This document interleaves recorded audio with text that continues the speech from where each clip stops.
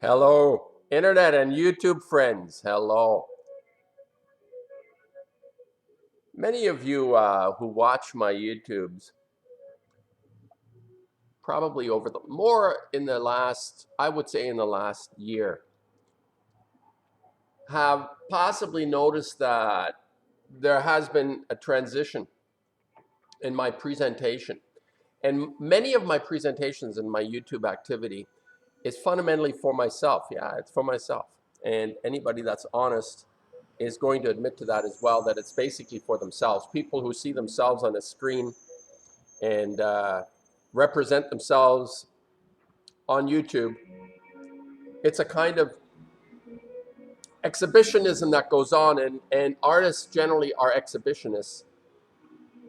Artists enjoy being exposed, and exposed in the sense of what it is that they're feeling. Because if you're producing art and it's primarily to be hidden in some vault or something, it's kind of weird. I suppose you could do that, and if you do art as a hobby or as a craft or something, and I'm not trying to piss anybody off and discourage them from their creativity, but fundamentally the idea of making something that is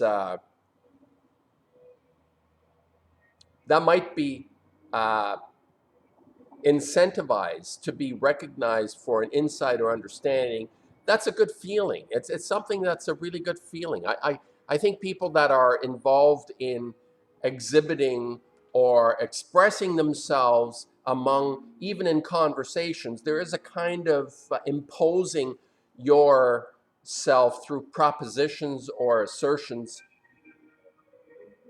and that's what they are. Our YouTube presentations, for the most part, are propositions or assertions. I do both, and I enjoy exposing myself because I'm fundamentally an exhibitionist. I'm admitting I'm an exhibitionist. All right. Today, I want to make a comment about the idea again that I have brought up in the past. Oh, by the way, this is Rameau. A total fluff bag. I just love this sometimes, this sort of fluffy music. Jean-Philippe Rameau, French guy. Anyway, the idea of truth is something I've commented on, and I'm going to articulate what it is that I find quite disturbing in terms of arriving at a point, personally, collectively, where something really begins to have an impact on us, something where we feel we are moved and motivated because of an experience. And quite often you'll hear on YouTube people talking about truth. And there's a whole clan that consider themselves truthers. I quite frankly do not consider myself to be part of truthers. I'm not a truther, quite the opposite. I make propositions. I even sometimes make assertions. I propose and I assert, which is a big difference between, I distinguish this between telling you the truth. I'm not telling you the truth. And I've said on various videos that I prefer honesty to truth. And what I work on is, as a person, to be as integral and honest as I can be. I think this is something that is very important to me, and that is important for me to see in other people. People, think about it. What is really of value to you as a person? Is it somebody spouting a truth at you, or someone that is fundamentally an honest person, and whatever that entails? The entire spectrum of honesty I include in this. Whatever you imagine to be honest, is this not something that inspires you when you feel you are among people or a person that is an honest person? Think about it. Just think about it.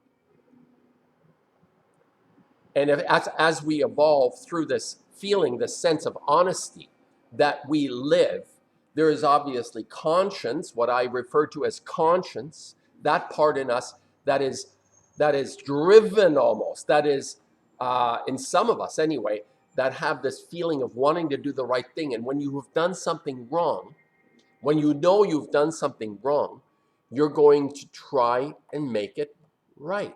This is why I like honesty. You're going to try and make it right. If you have perpetrated an offense against someone or in some way, an honest person will try to set it right. And this is how I feel about myself. I can't go to sleep if I feel responsible for having committed an offense in some way. I have a very hard time sleeping. And people use this, by the way. This is something that is being manipulated as well, that there are people out there, these attack dogs that exist on YouTube especially, they try to inflict narratives and lies and make up fairy tales about someone so that they might get people to feel like, oh, geez, did I do something wrong? Did I do something wrong?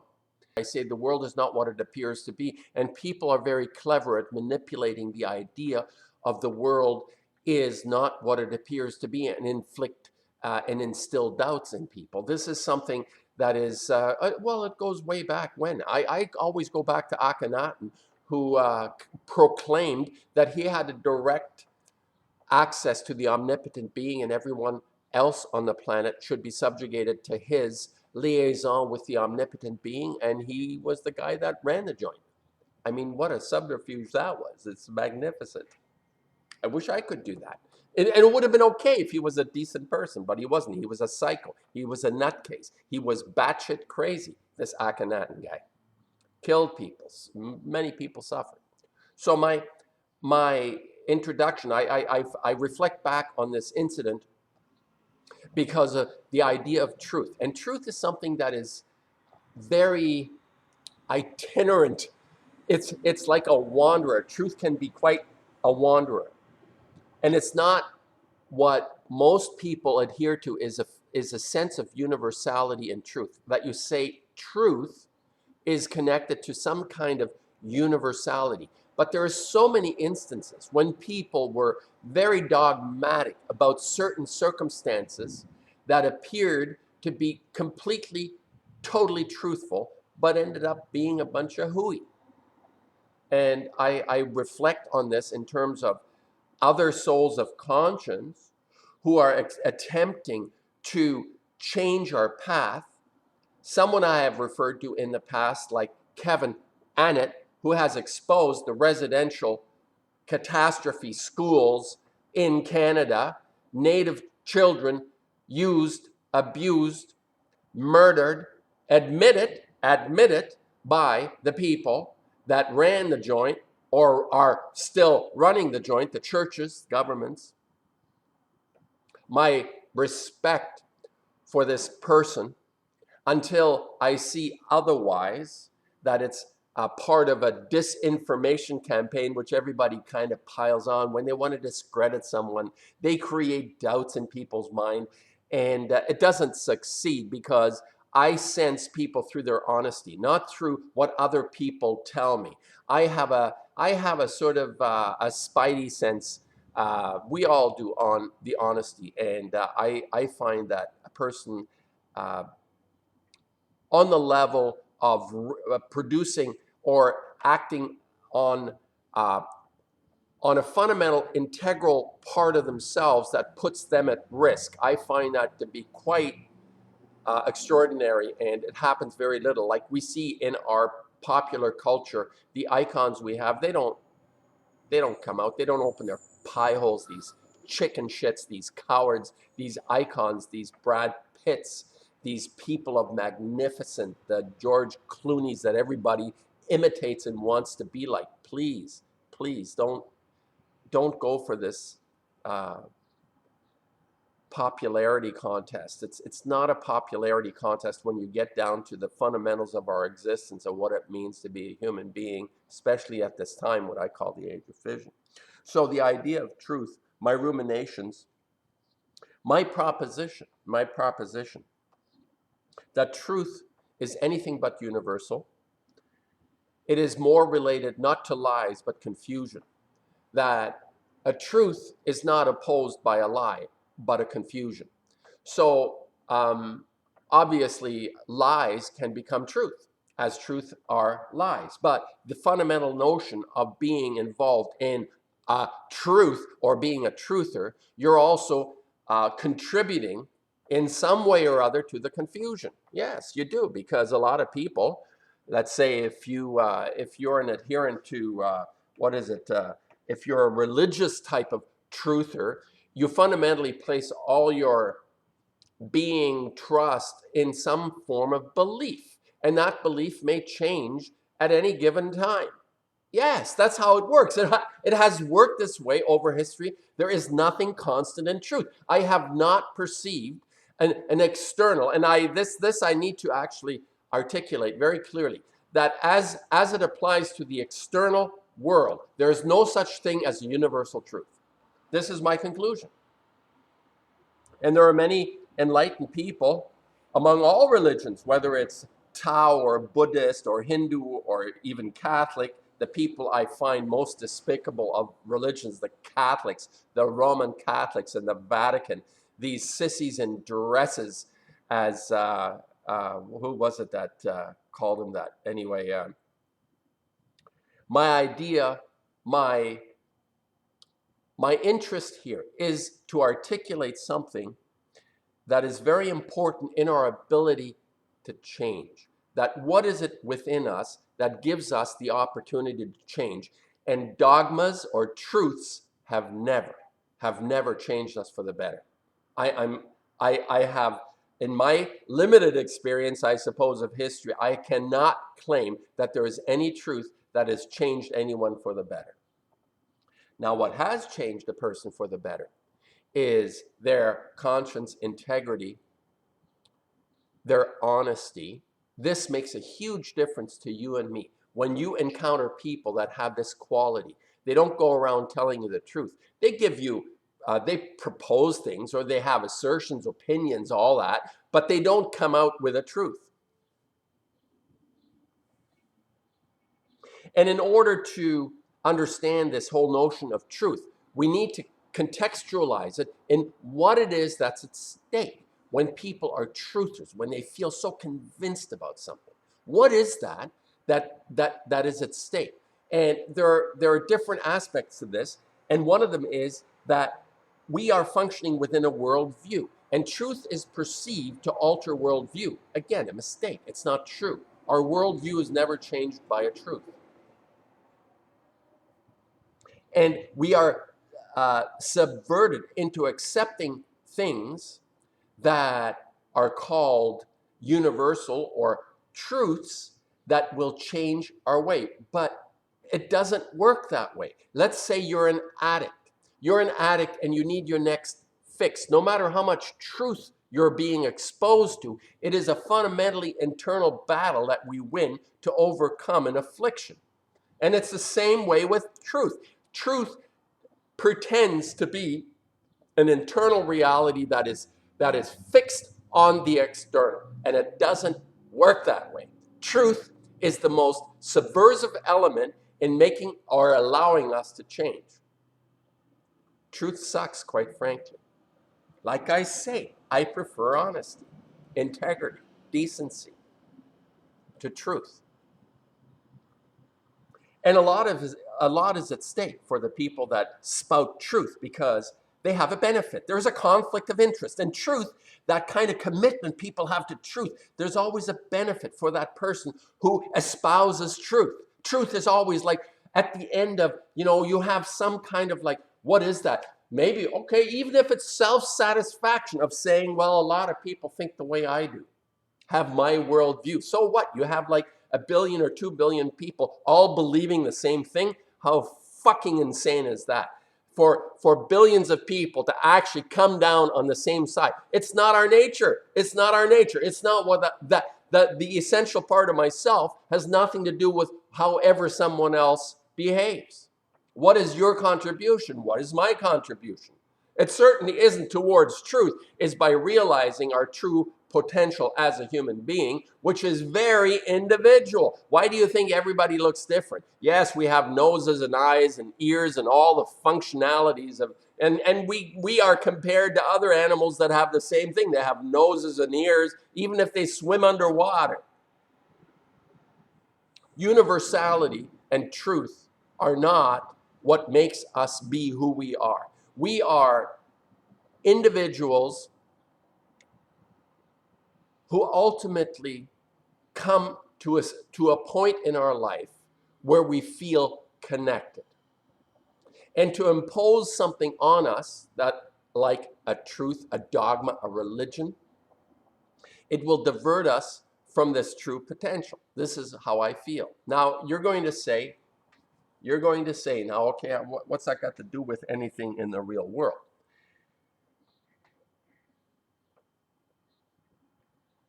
And when I talk about March 11th, 2011, when a nuclear plant called Fukushima blew up because of a tsunami, a nuclear plant that shouldn't exist in the first place, as far as I'm concerned. All nuclear activity needs to end on this planet because we have no solution to the problems it creates.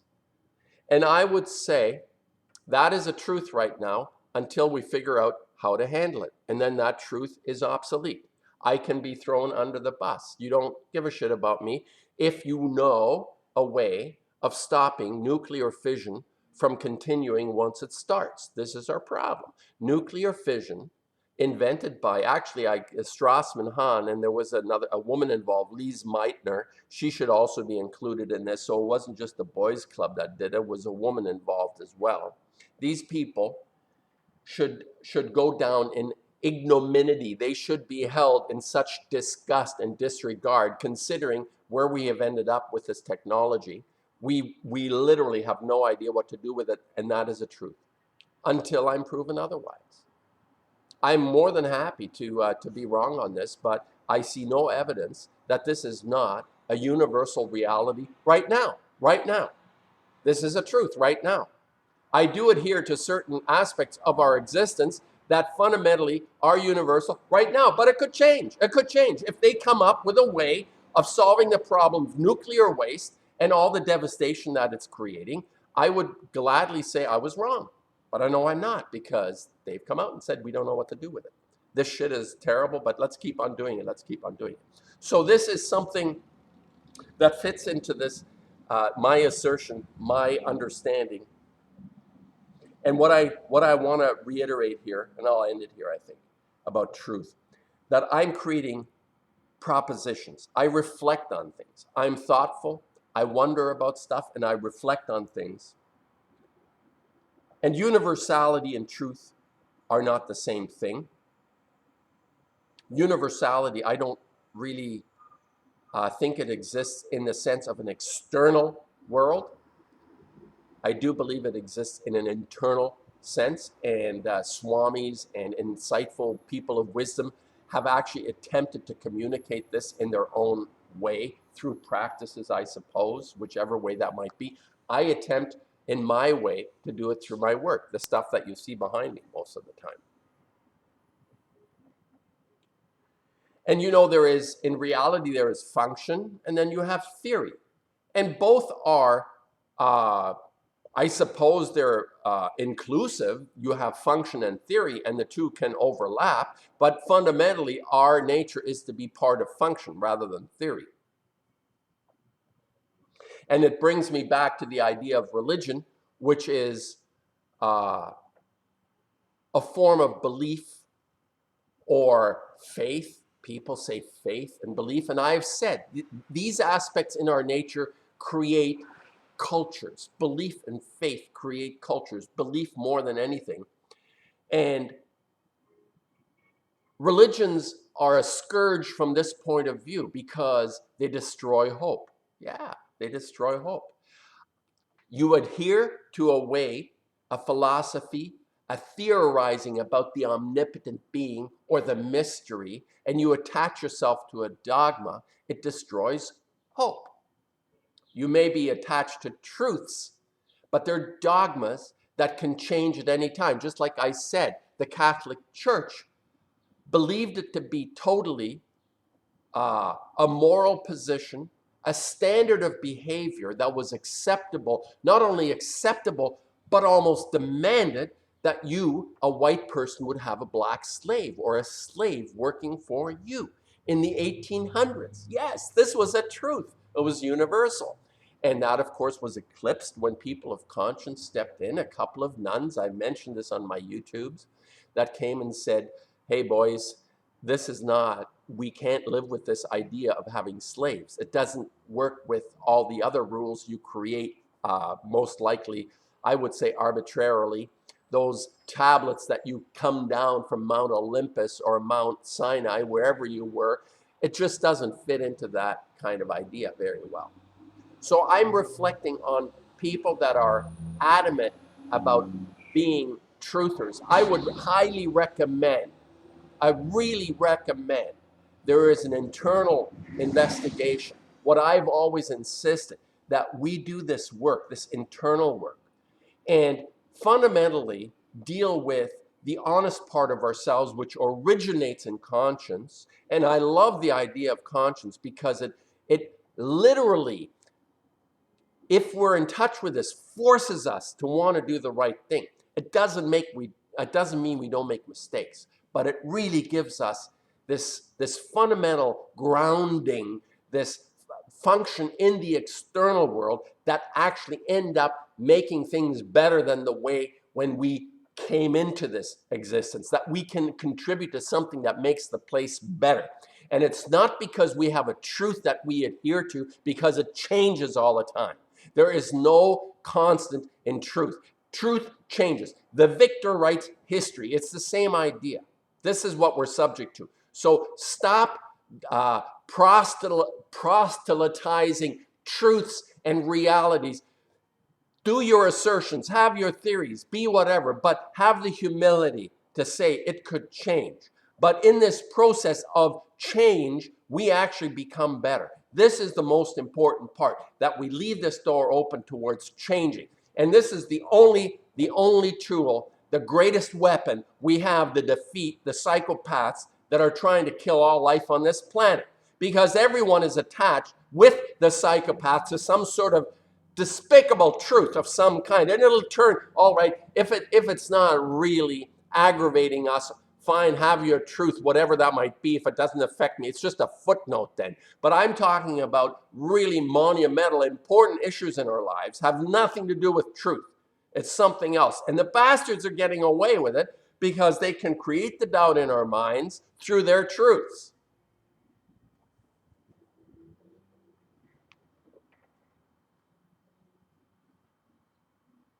And as a last note, I'm not interested in winning anybody over with my assertions, but I'm out here like other souls that have understood this in their own way to create a sense that it's not just one way.